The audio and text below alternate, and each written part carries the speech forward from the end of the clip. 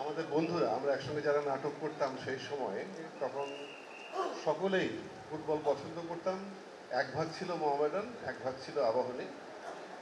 এবং একটা বিষয় বলি, কে কোন দলের সমর্থক ছিল সেটা খুব বড় ঘটনা নয়।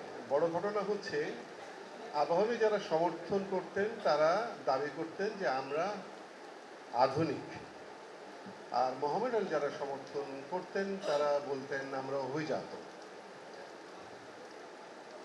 আমি 70 দশকের কথা বলছি, 80 দশকের কথা বলছি। এটা 2026। নিশ্চয়ই স্বীকার করবেন যে মানুষের জীবনের সবচাইতে গুরুত্বপূর্ণ বিষয় দুটো, একটা হচ্ছে অভিজাত হওয়া, একটা হচ্ছে আধুনিক হওয়া। সুতরাং সময় যতই এগোক এই আভিজাত্য এবং আধুনিকতা মানুষের সঙ্গে সঙ্গে যাবে। তবে হ্যাঁ, ফুটবল নিয়ে আমাদের আমাদের জেনারেশনের অনেক অহংকার আছে, অনেক গর্ব আছে। আমরা মনে করতাম যে আমাদের দেশে ওই একটা সময় সবচাইতে সফল সুন্দর সিনেমাগুলো হয়েছে। আমরা মনে করতাম ওই একটা সময়ে দেশের সেরা গানগুলো হয়েছে। আমরা স্বীকার করতাম যে ওই একটা সময় টেলিভিশনের সেরা নাটকগুলো হয়েছে এবং স্বীকার করতাম যে ফুটবল সে সময় সেরা ছিল।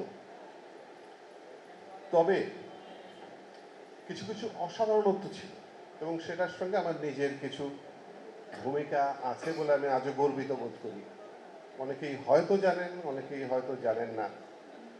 সেটা হচ্ছে আমরা যে যে দলেরই সমর্থক হই না কেন, আমাদের আমলে আমরা উভয় ক্লাবে যাতায়াত করতাম।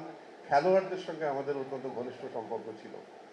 মাঠে যে যাকে প্রতিদ্বন্দ্বী মনে করি না কেন, ব্যক্তিগতভাবে অনেকের সঙ্গে অনেকের খুব চমৎকার সম্পর্ক ছিল এবং খেলার সঙ্গে খুব ভালো সম্পর্ক ছিল বলে অনেকেই মনে করতে পারবেন সেই সময় কিন্তু স্টেডিয়াম বলে একটা পত্রিকা প্রকাশ হতো। সেটি আমার তত্ত্বাবধানে, আমার পরিকল্পনায় প্রকাশ হতো স্টেডিয়াম। আর একটা বিষয় নিয়ে আমি খুব গর্ববোধ করি, টেলিভিশনে তখন আমি একটা খুব জনপ্রিয় ম্যাগাজিন অনুষ্ঠান উপস্থাপনা করি। তো সেই সময়টা দুই ভাই দুই ক্লাবে খেলেন, নান্দু আর মঞ্জু। তারা পরস্পরের তাদের মধ্যে মুখ দেখা দেখি বন্ধ ছিল, কথা বন্ধ ছিল। আমি সেই অনুষ্ঠানে দুই ভাইকে এক করেছিলাম। সেটা একটা ঐতিহাসিক ঘটনা ছিল।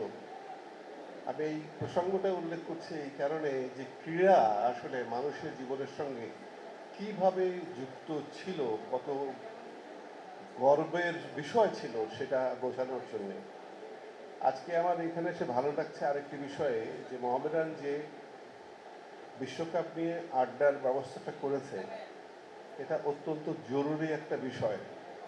আমরা জানি যে সকলে নানাবিধ কারণে মানুষে মানুষে আমাদের মধ্যে সংঘাত তৈরি হচ্ছে, সম্পর্ক নষ্ট হচ্ছে। কিন্তু লক্ষ্য করুন, খেলার মাঠ হচ্ছে একটা জায়গা যেখানে আমাদেরকে এক করে। আমি মনে করি খেলা নিয়ে আলোচনা সেটাও আমাদের এক করবে এবং এক থাকা একটা দেশের জন্য খুব জরুরি।